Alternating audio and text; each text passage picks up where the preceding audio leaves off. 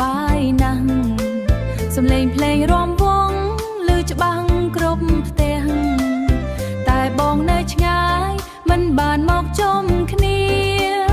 អូននៅម៉ាល់កូននឹកបងគ្រប់ពេលវេលាកូនសួរថាប៉ានៅណាអូនញញឹមប្រាប់ថា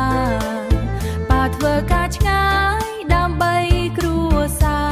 រថ្ងៃចូលឆ្នាំថ្មីអូននឹងកូនរងចាំសង្ឃឹមបងវិលមកជួបជុំគ្រួសារយើងប្តីនៅឆ្ងាយប្រពន្ធមើលកូនចូលឆ្នាំនេះអូនរកពងជាមួយភូមិតួបងមិននៅក្បែរក៏នៅក្នុងចិត្តស្នេហ៍យើងមិនបាត់តួឆ្ងាយប៉ុន្មាន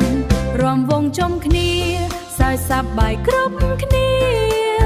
អូនកាន់កូនតូចរំលេងតាមភ្លេង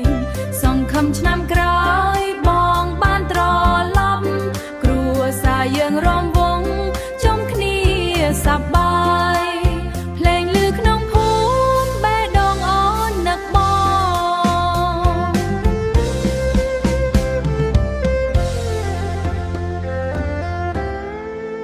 ភ្លេងឮក្នុងភូ